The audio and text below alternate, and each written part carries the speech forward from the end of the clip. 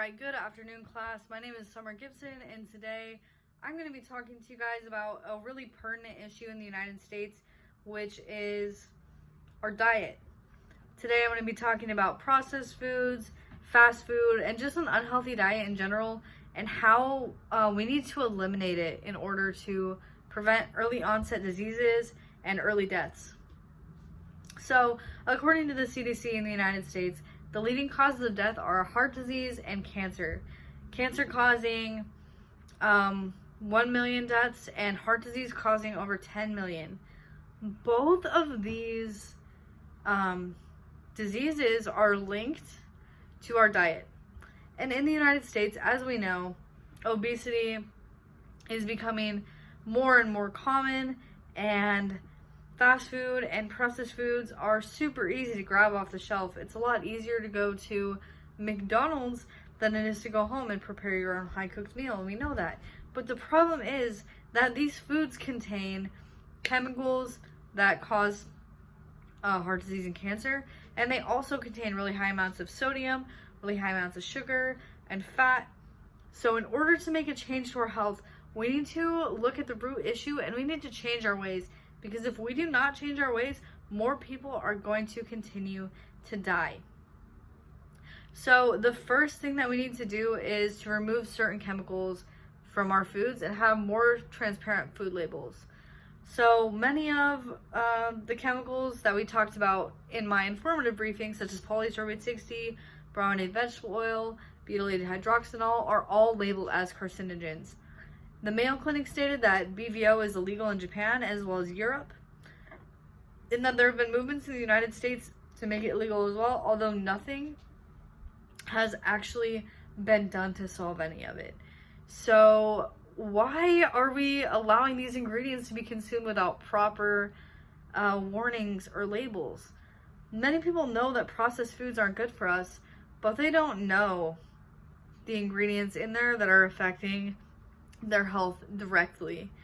So more people need to educate themselves on the toxic ingredients in their foods, because I guarantee that once you know what you are consuming, you're going to want to eat a more whole, unprocessed diet in general. According to the United States has an epidemic of ultra-processed foods, more than 60% of the American diet consists of highly processed foods. Let me say that again. 60% of the American diet consists of highly processed foods. That is a huge, huge number.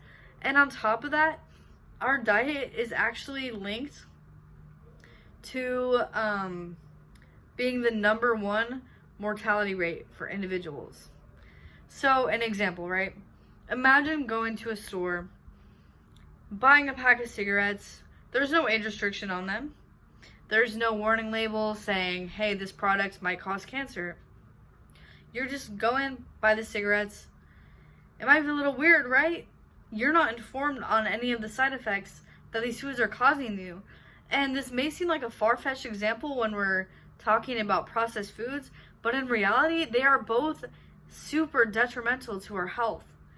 It is time to start caring about your own health and taking these certain situations into your own hands. Researchers of the Global Health Study stated that improving the diet could potentially eliminate 1 in 5 deaths globally. That is a huge number.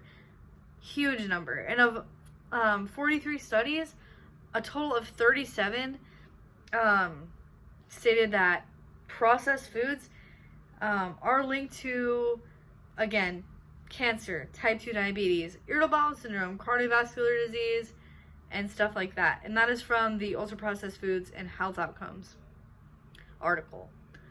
And according to that same article, the highest processed food consumption was in the United States. Yep, it was in the United States, and it was actually by quite a bit. I believe it stated that Americans eat processed foods a total of around 4 times per day on average. If we continue to eat like that, we're going to continue to see rises in obesity, we're going to continue to see rises in cancer and heart disease. So, what's the solution here? Well, in order to actually create a solution, we need to become educated on the issue itself and change our habits. In order to change our habits, according to the importance of creating habits, we must adhere. One of the greatest challenges to lifestyle medicine is patient adherence, which means, yes, creating a habit is extremely difficult, but once you begin to form it after a certain amount of time, these certain tasks will feel normal, and your body will thank you, your body will feel better. So, my recommendation was, in order to fix your diet, you should start by removing one highly processed item per day and switch it out with a whole non-processed food. You could go with a whole grain, vegetable, fruit, anything of the liking, and continue this process until you are virtually eliminating all of these processed foods from your diet. Remember that your internal health starts with you. And although the government may not be removing these foods off of our shelves, it's up to us to educate ourselves on the topic and prevent these early onset diseases and early death. In conclusion, we need to remove highly processed foods from our diets. They're causing issues such as heart disease, cancer, alongside other things such as hormonal issues, heart disease, cancer, organ toxicity, reproductive issues. In order to remove these foods, we must educate ourselves on the harmful ingredients. And not only that, but we should also be educating ourselves just on basic nutrition and adhering to slowly removing these foods from our diet. Remember that at the end of the day, you are not just doing this for yourself, but you're doing this for your loved ones in order to watch you live a very long and healthy life. And you would be surprised how much better you feel when you remove these foods from your diet. Thank you guys very much. I hope you learned something today, and I look forward to seeing you all again.